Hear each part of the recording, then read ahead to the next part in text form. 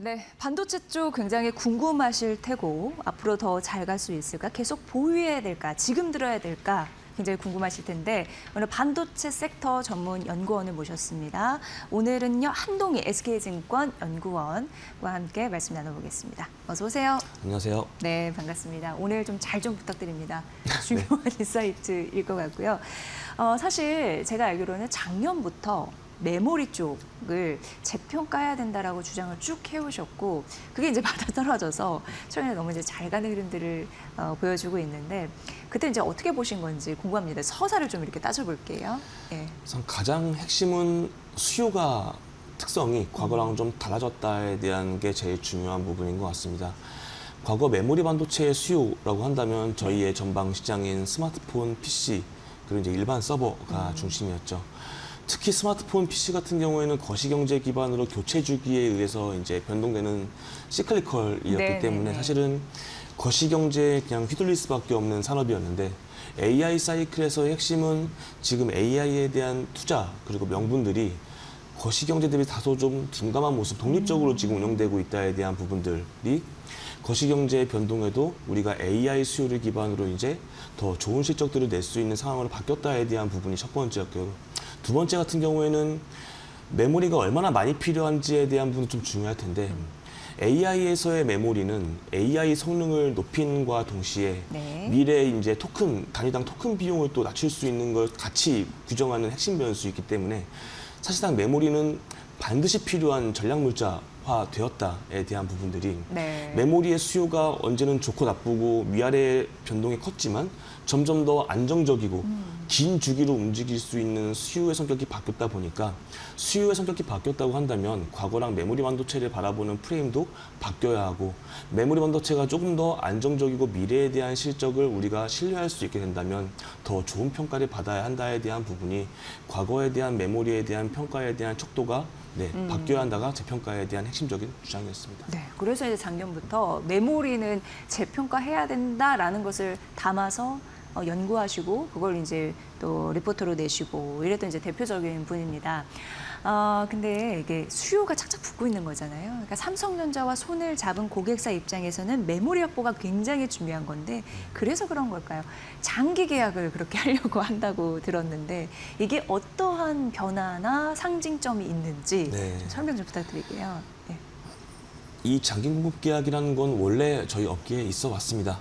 다만 이제 과거에 맺었던 장기 공급 계약과 지금 추진하고 있는 장기 공급 계약의 성격이 다르다가 핵심인 것 같습니다. 과거에는 일정 기간 동안 물량에 대한 약정은 했지만 이게 수요에 알 수 없는 변화를 통해서 이게 취소가 될 수 있는 구조였어요. 그거에 따른 어떤 페널티라든지 이런 어떻게 보면 이 계약을 유지해야 될 명분에 대한 것들이 좀 약했습니다. 네. 다만 지금 추진되고 있는 장기 공급 계약은 3년에서 5년 그리고 이제 선수금을 저희가 받는 구조가 되고요. 네. 그리고 계약을 이행하지 않았을 때 이제 고객사가 저희에게 지불해야 될 페널티 같은 조금 더 이 바인딩되는 구조로 간다에 대한 부분이 조금 더 중요한 것 같습니다. 네. 사실은 계약은 언제든지 취소가 될 수 있다 보니까 아무리 업황은 좋아도 결국 계약이 취소가 되면 뭐 주가는 미리 반영을 하겠죠. 네. 다만 이번 사이클에서의 핵심은 메모리 가격이 이렇게 많이 올라 있는데도 불구하고 왜 3년에서 5년 계약을 할까에 대한 부분입니다. 가격이 많이 올랐다면 지금 공급 부족도 맞기 때문에 가격을 단기적으로는 감내할 수 있겠지만 1년 계약한 다음에 좀 상황을 보고 또 계약을 하면 되는 것인데 네. 가격이 이렇게 말도 안 되게 높아져 있는 상황에서도 3년, 5년에 대한 계약을 추진한다에 대한 부분은 그들이 메모리를 바라보는 관점이 네. 가격이 아니라 메모리를 구매해서 그들이 AI에 대한 성능의 제고와 비용 효율화를 달성할 수 있다에 대한 가치가 훨씬 더 크기 때문이다에 대한 부분이라고 생각을 하고요. 예. 조금 더 부연 설명을 드려보자면 이 장기 공급 계약은 특정 기간 동안 얼마만큼의 물량을 구매하기로 약정을 하는 것이기 때문에 과거와 크게 달라지는 건 공급자들이 미래에 필요한 수요에 대한 양을 예측할 수 있는 힘이 높아진다에 대한 부분에 있습니다. 과거에는 미래의 메모리가 얼마나 필요할지는 알 수는 없지만 고객사가 이제 얘기하는 이 정도 필요할 것이다에 대한 예측을 기반으로 저희가 증설을 해왔는데 네네네. 이제는 계약을 기반으로 얼마만큼 필요하다에 대한 부분들을 가지고 저희가 증설을 하기 때문에 증설 실수에 따른 어떻게 보면 다운 사이클에 대한 강도도 좀 약해질 수 있겠고요. 마지막으로는 이 장기 공급 계약을 맺음으로써 업황 변동 대비 더 안정적인 가격과 물량을 저희가 창출할 수 있게 된다가 실적의 안정성에 좀 더 기여할 수 있다에 대한 첫 번째 포인트가 되겠고요. 두 번째 포인트는 장기 공급 계약으로 저희가 최우선적으로 물량을 배분해야 될 고객사가 생기는 것이기 때문에 네. 거기에 물량을 먼저 배분하면 나머지 장기 공급 계약을 맺지 않는 시장들은 남는 물량 가지고 더 치열하게 경쟁을 할 수밖에 없게 됩니다. 그렇죠, 그렇죠. 그러니까 한마디로 이중 시장 효과 때문에 시장 가격은 평균 물량이 결정짓는 게 아니라 한계 물량이 결정짓는 생각해 보시면 이 장기공급 계약 기반으로 나머지 시장도 더 강해질 수 있다에 대한 부분들이 전반적으로 메모리 업황 자체를 더 안정적으로 강하게 만들 수 있는 비클이 될 수 있다에 대한 부분이 좀 가장 중요한 의미를 갖는다라고 저희는 생각하고 있습니다. 네, 이게 공급자나 수요자나 서로의 니즈가 쫙 맞물린 것 같아요. 고객사 같은 경우에는 어쨌든 생존 전략이기 때문에 메모리가 필수적으로 필요한 거고, 그러니까 높은 단가와 장기 계약 이런 부분도 당연히 감수하면 더 많은 돈을 벌어야 되는 거니까 네. 그게 또 계산이 섰다는 거고, 뭐 우리 입장에서는 뭐 이렇게 장기 계약하고 어쨌든 뭐 이렇게 실적 변동성 줄이면 좋고, 그러다 보니까 이제 반도체 산업은 경기 민감주가 아니게 됐다. 뭐 이런 느낌으로 현재 가는 것 같습니다. 예. 자, 그렇다면은 가격 인상 이 부분에 이제 투자자들이 굉장히 관심이 많으세요. 특히나 이제 HBM 가격 이게 더 오를까요? 오른다면 얼마나 더 오를까요? 이 부분인 것 같아요. 연구원님 어떻게 생각하십니까? 사실 HBM 가격은 사실 공급자와 이제 수요자가 어떻게 계약을 맺는지에 따라 달라지는 것이기 때문에 이건 협상의 영역입니다. 다만 저희의 전망은 내년 HBM 가격은 올해 대비해서 최소한 50% 이상 높아질 것이다라고 주장을 하고 있습니다. 굉장히 큰 폭으로 이제 인상이 될 거라고 바라보는 이유가 기회비용 측면입니다. HBM은 통상적으로 1년 계약을 맺습니다. 물량과 가격에 대한 일단 고정 방식으로요. 올해 HBM 가격은 작년 하반기 때 계약을 맺은 것이에요. 네. 작년 하반기 때 메모리 업황과 지금 메모리 업황은 좀 판이하게 달라져 있습니다. 그 사이에 일반 디램 가격은 굉장히 지금 매분기 상승을 크게 하고 있는 상황이고요. 반면 HBM 가격은 작년에 저희가 계약을 맺은 가격이 픽스가 되어 있기 때문에 지금 오히려 일반 디램이 HBM보다 더 수익성이 크게 높은 상황입니다. 네. 저희 추정으로는 지금 일반 디램이 HBM보다 수익성적인 측면에서 봤을 때 네. 40%포인트 정도 더 수익성이 높은 걸로 저희는 예측을 하고 있습니다. 아시겠지만 HBM을 만들기 위해서는 일반 디램을 포기해야만 합니다. 근데 일반 디램을 포기하고 만드는데 일반 디램 수익성이 40%포인트 이상 높다라는 건 HBM에 대한 생산의 유인이 지금 떨어져 있는 상황이죠. 네네네. AI 사이클에서 이제 일반 디램 낸드도 중요한 건 맞지만 이 토큰 경제에서 대역폭은 여전히 중요한 그 HBM 없이는 AI 사이클의 로드맵을 이어나갈 수 없다는 점을 생각해 보면 결국 공급자가 HBM을 원활하게 납품을 할 수 있어야 이 사이클이 유지가 되는데 지금 공급자 입장에서는 HBM을 우선적으로 만들 유인이 좀 낮은 상황이다. 그럼 결국 HBM 증설에 대한 유인을 제공해야 되고 결국 이게 가격 인상의 명분이 되는데 지금 기회비용인 일반 디램 대비 지금 마진율이 40%포인트 이상 낮은 상황이고 일반 디램 원가보다 HBM 원가가 더 높기 때문에 최소한 마진을 똑같이 맞춘다에 대한 논리가 아니라 최소한의 증설을 할 수 있는 유인을 제공하기 위해서는 가격은 내년에 올해 대비해서 50% 이상은 높여야지만 유인이 생긴다고 저희는 주장을 하고 있는 것이죠. 네. 통상적으로 HBM은 기존 세대의 제품이 시간이 지나면서 가격이 내려오고요. 신규 HBM이 이제 반영이 되면서 이제 브랜디드, 믹스로 가격이 올라가는 형태를 띱니다. 다만 내년에는 HBM3E, 4E, 메인스트림 내에 있는 모든 HBM들의 가격이 다 같이 인상되는 형태로 저희는 HBM 가격 강세가 그동안에 본 적 없는 레벨로 진행이 될 거라고 생각을 하고 있죠. 가격도 굉장히 상승을 많이 하지만 용량 관점에서의 HBM 수요도 올해 대비 내년에 성장률이 더 높을 거라고 저희는 전망을 하고 있기 때문에 HBM 전체 시장이라고 생각해 본다고 한다면 금액 기준으로 본다면 내년이 훨씬 더 강한 해가 될 수 있고 이거에 대한 반영은 저희는 올해 하반기 때 주가에 대한 반영이 되지 않을까에 대한 부분들 그리고 2027년 전망치에 대한 상향의 추가적인 근거가 될 거라는 점이 저희가 HBM 가격 인상이 갖는 의미라고 생각합니다. 네. 오늘도 이렇게 약간 좀 시장이 흔들릴 때 약간 조정의 빌미가 되고 있는 상황인데 그럼에도 불구하고 그러니까 어떤 얘기를 하는 거냐면 잘하는 친구가 더 잘해야지 주가는 계속 올라가는 거잖아요. 그걸 바라고 있는데 어쨌든 그런 부분에서 HBM 가격 인상이 되니까 네, 근데 50%더 올라갑니다. 이런 부분 굉장히 희망적이네요. 네. 투자 관점에서 봤을 때 네. 그런 의미가 있고 제가 이제 자주 제가 이제 이 코너를 하는 특성상 프로그램 하는 특성상 연구원님 아침 리포트 나온 거를 매번 이렇게 분석하고 또 네. 연결하면서 그런 작업도 하고 있는데 연구원님 걸 자주 보거든요. 근데 어제 네. 삼성전자 오늘 또 뭐 신고가 영역이지만 아직도 저평가됐다라고 쓰셨잖아요. 네. 직접 그 이유를 좀 여쭤보고 싶었습니다. 뭐 이 앞에서 그런 내용이 또 일부 네. 들어가겠지만 물론입니다. 예. 삼성전자가 현재 너무나 저평가되어 있다라고 말씀드렸던 근거는 사실 이 메모리 사이클에서의 이번 AI 사이클의 핵심은 이익 창출력이 과거 대비해서 유리합성도 높다에 대한 부분인데 네.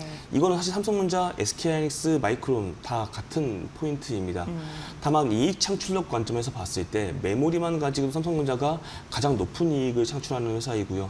그리고 AI 사이클에서 비메모리, 파운드리도 매우 중요한데 삼성 파운드리가 지금 수주를 확대하고 있는 과정이기 네. 때문에 이런 것들을 바라봤을 때 시가총액 관점이나 그리고 PER 밸류에이션 관점에서 봤을 때 어제 전 주가로 환산을 해본다고 한다면 삼성전자, SK하이닉스, 마이크론 3사 대비해서 삼성전자가 가장 낮은 밸류에이션을 지금요? 기록하고 있었습니다. 뭐 어제 좀 많이 올랐기 때문에 네. 오늘은 하이닉스랑 유사한 밸류에이션인데 지금 전반적으로 삼성전자, 하이닉스가 선행 PER 기준으로 봤을 때 지금 PER이 7배 수준입니다. 네. 마이크론은 지금 10배가 지금 넘어가 있죠. 그러면 메모리가 가격이 많이 올랐지만 네, 삼성전자는 특히나 더 저평가받고 있다에 대한 부분이 저희는 부각을 받을 수밖에 없다에 대한 논리 때문에 네. 같이 말씀을 드렸던 부분이죠. 예. 네. 지금 삼성전자 오늘도 37만 원 좀 넘어섰거든요. 그러면서 레벨업을 좀 하고 있는데 삼성전자뿐만 아니라 SK 하이닉스 이 구조적인 뭐 전례 없는 상승세를 지속을 할 가능성이 되게 높다. 이런 근거들이 이제 포착이 되고 있는 상황인데 어떻게 보면은 좀 어떤 부분을 또 매력적으로 보시는지 삼전 닉스 관점에서 좀 풀어주신다면 뭐가 있을까요? 사실 이거는 메모리 관점의 포인트가 먼저 중요한 것 같습니다. 서두에 말씀드렸던 것처럼 거시경제 대비해서 AI에 대한 투자는 네, 다소 독립적으로 운영이 되고 있다에 대한 부분들. 그래서 거시경제에 대한 우려가 생겨도 극단적으로 거시경제에 대한 침체를 가정하지 않는다면 가장 실적으로 돋보일 수 있는 섹터 중에 하나는 메모리 반도체일 수밖에 없다에 대한 부분들이죠.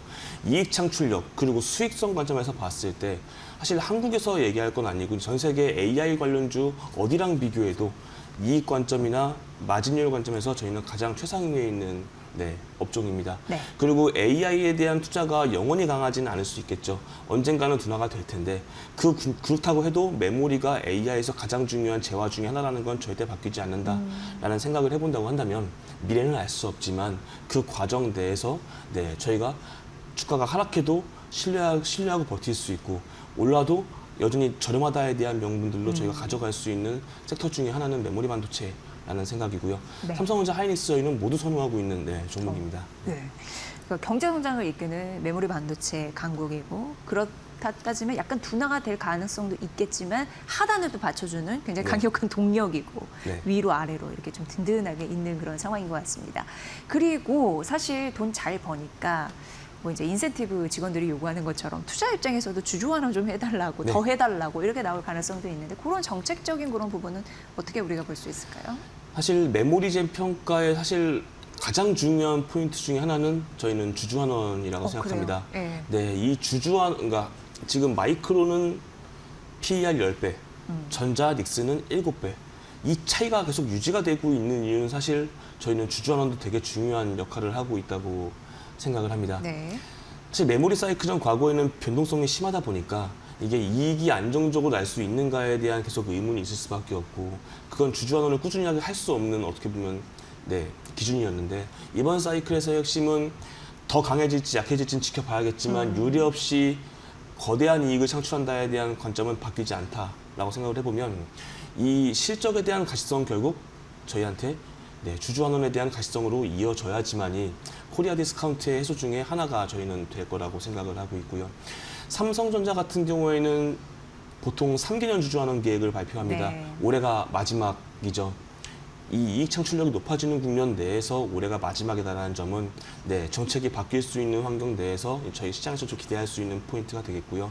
SK하이닉스 같은 경우에는 100조 원의 수년금을 달성한 이후에 이제 그 초과되는 프리캐시 플로우의 최대 50%까지 이제 환원을 하겠다에 대한 얘기를 이미 한 적이 있기 때문에 이 시점이 올해 3분기입니다. 하이닉스가 3분기부터 수년금 100조 원을 달성을 하게 되고요. 네네네. 그럼 3분기 말 이제 그 하반기 이제 시장에서는 주전에 대한 어떤 액션이 나올지에 대한 기대를 할 수 있겠죠.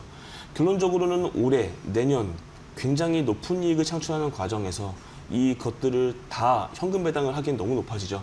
DPS라는 게 영원히 계속 올라갈 수는 없다 보니까 네. 이번 너무 높이 주면 고민할 수밖에 없습니다. 결과적으로 현금 배당도 높이겠지만 자사주 매입 소각도 같이 병행될 가능성이 있다라는 점들이 사실 해외 빅테크들이 주도하는 정책이죠. 그럼 그 과정 내에서 한국 메모리도 해외 메모리처럼 좋은 밸류를 받을 수 있는 환경까지 같이 맞물리서 돌아갈 수 있는 게 올해 하반기라고 생각하고 있기 때문에 예. 주주환원은 굉장히 중요한 이벤트라고 생각하고 있습니다. 네, 추가적인 그 주가 상승의 촉매제가 주주 환원 강화에 또 있다. 네. 이렇게 좀 잘 설명을 해주셨습니다.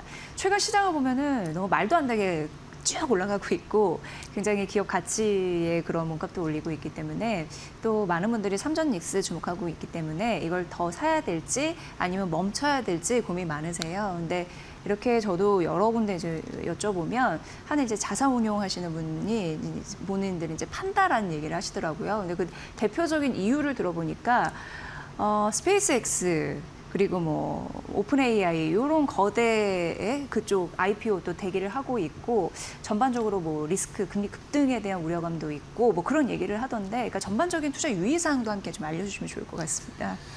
네, 예. 사실 언급하신 이제 수급적인 요건들 메모리가 좋은 건 맞지만 더 매력적인 거대한 이제 업종의 종목이 상장을 해버리면 좀 수급이 이탈할 수 있는 것들은 사실 단기적인 요인인 것 같고요. 네. 그래서 메모리가 빠지면 이제 메모리는 끝난 것이냐에 대한 관점, 그러니까 단기로 볼지 중기로 볼지 장기로 볼지에 대한 관점 따라 결론은 달라질 수 있겠는데요. 네네. 근데 다만 저희는 그걸로 메모리 반도체가 지금 이제 주가에 대한 랠리가 끝날 정도의 이벤트인가라고 한다면 저희는 그것도 기회가 될 거라고 생각을 하고 있습니다. 네. 여전히 실적에 대한 상향이 진행형이다에 대한 부분들, 그리고 여전히 절대적인 밸류에이션 저렴하다에 대한 부분들, 그리고 해외 피어 대비 더 저렴하다에 대한 부분들이 지금 아직 반영이 저희는 안 되어 있는 상태라고 생각합니다. 사실 주가가 많이 올랐기 때문에 재평가가 된 거 아니야? 라고 생각하시는 분이 되게 많아요. 네. 다만 저희 밸류에이션은 여전히 지금 PER 7배에 머물러 있습니다. 그리고 해외 피어들과의 밸류에이션 갭도 축소를 전혀 하지 못하는 상황입니다. 네네네. 재평가된 게 아니라 실적에 대한 전망치가 굉장히 폭발적으로 상승하면서 이게 주가에 반영되어 있는 단계에 지나지 않는다. 사실 어디까지인가에 대한 보다는 언제까지인가가 되게 중요할 텐데 그 언제까지의 관점에서 봤을 때 저희는 여전히 모멘텀이 강한 국면 어딘가에 있다라고 생각해 보면 지금은 실적과 멀티플 같이 올라올 수 있는 환경이 저희는 올해 하반기에 만들어진다라고 생각하고 있습니다.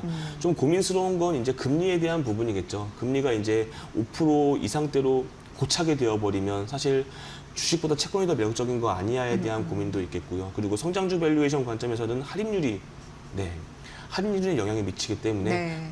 성장주 밸류에이션은 좀 악영향을 미칠 수는 있습니다. 그래서 항상 유동성이 제일 두려운 부분이기 때문에 금리가 5%대로 고착되지 않는다고 한다면 저희는 계속 메모리에는 변동성은 크겠지만 주가 하락은 기회일 수밖에 없다라고 주장을 하고 있는 상황입니다. 네. 참 말씀을 굉장히 잘해주시고 있는데 제가 한동희 연구원님한테 말씀드린 그 포인트, 그 부분 때문에 6월 초에 어느 정도 좀 정리를 해야 된다라는 의견도 물론 있었습니다만 그게 오히려 비중을 확대해야 될 기회가 될 수 있다라고 언급을 해주신 부분 여러분도 잘 선별해서 보시면 될 것 같고 결국 모멘텀은 그대로고 가격은 너무 저평가돼 있어서 재평가가는 시장의 그런 순환을 잘 타야 된다라고 들렸거든요. 그런 부분에서 여러분도 메모리 반도체 특히 삼전닉스에 대한 투자 전략 잘 참고해 보시면 될 것 같습니다. 오늘 저는 되게 흡족한 인터뷰가 된 것 같고요. 반도체 너무 어려웠는데 쉽게 잘 설명해 주셔서 감사하고요. 마켓나우 2부도 종종 좀 출연해 주시면 감사하겠습니다. 네, SK증권의 한동희 연구원의 분석이었습니다. 고맙습니다. 감사합니다.